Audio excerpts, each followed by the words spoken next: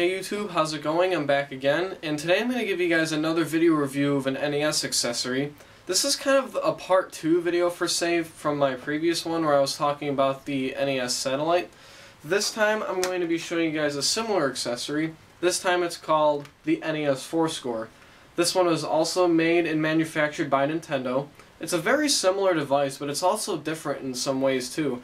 So I'll just move the camera in a little bit to show you guys exactly what this thing is all about. But before I do that, I just recently acquired 2 brand new NES games over the weekend.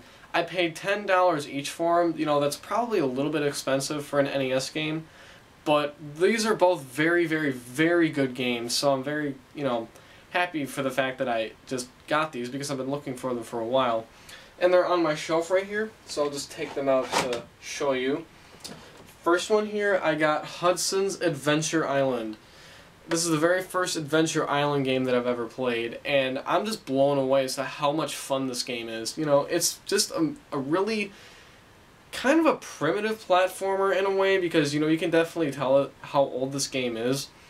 You know, it definitely shows its age, but I mean, it's still like really, really fun to play. Probably my favorite platformer on the NES now because it's just so simple. You know, the concept is just so simple. The platforming is so simple. You know, really anybody can get into this game. That's why I really enjoy it so much. But the only problem with this game, though, that I really don't like is the fact that you get 3 lives, no continues, and 1 hit from anything is going to kill you. So that part of the game is kind of annoying. But I've managed to get up to level 4 in this game, and I've had it since Saturday. I managed to get up to level 4. So I really have to work on my gameplay if I really want to beat this. But really, really good game. I really enjoy it.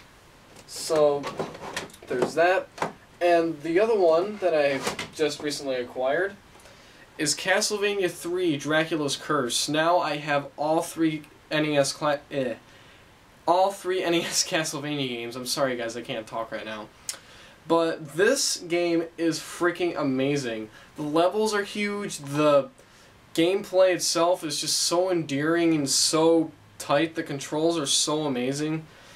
This is just a huge game. You know, it'll take like a long time for you to finish. And I really like the fact that it gives you a password system to continue, whenever you want to, so that's a really big plus.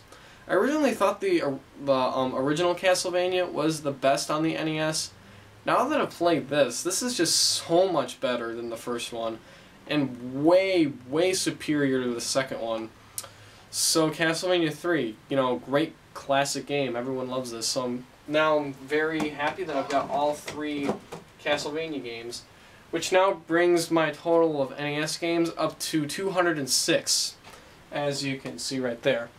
So that's my recent pickups, so now I'm going to move the camera and I'm going to show you guys a little bit about the NES Fourscore. So hang on one sec, I'll move the camera and I'm going to show you.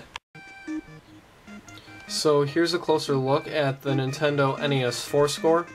So like the NES Satellite, this thing is essentially just a 4-player adapter, hence the name Fourscore. And as you can see right on it, there's the 4 controller ports right there. And on this side, we have a switch for 2 players and 4 players, depending on, how many people are playing and whatnot. And on this side, like the NES Satellite, you also have turbo buttons for A and B. Now, if you turn the turbos on, I forgot to mention this in my NES Satellite review, but if you turn the turbos on, if you click them in, that turns the turbo on for all 4 controllers. So if you're playing like a 4-player simultaneous game, I mean, you all pretty much have to agree, okay, we all want turbo, and so on and so forth. So it's going to turn turbo on for all the controller ports. And other than that, that's pretty much it. It's a pretty small device, compared to the size of my hand, or compared to the size of an NES cartridge. It's a pretty small device, which is pretty nice, and it's really light too, but it's made of a really hard plastic, so it's not going to break, but it just feels really light. Looking on the back here, I know my camera sucks, so I know you can't read that, but it says Nintendo NES Fourscore, copyright 1990 Nintendo, made in Japan. Now one huge difference between this and the NES Satellite is the fact that this thing has a cord on it. So this thing can be used as a 4-player adapter, as, you know, a turbo controller, or you could use it, like I would use it, as an extension cord. You know, this cord over time is a lot more reliable than the wireless technology that the NES satellite uses. So I really think that this thing is a lot more worthwhile owning compared to the NES satellite. And another pretty cool feature is that, as you can see, it matches the color scheme of the NES with its light gray and darker gray colored plastic and the red Nintendo style writing there. So that's pretty neat. And here's what the end of the controller plug looks like. So as you can see, it's like this big block sort of thing. This plugs into both controller ports on the front. Just like the NES satellite, this will work both with your 1985 Model 1 NES as well as your 1993 top-loader NES, and clones and so on and so forth. Well, most clones, I'm pretty sure, would work with this, unless the spacing of the controller ports is different.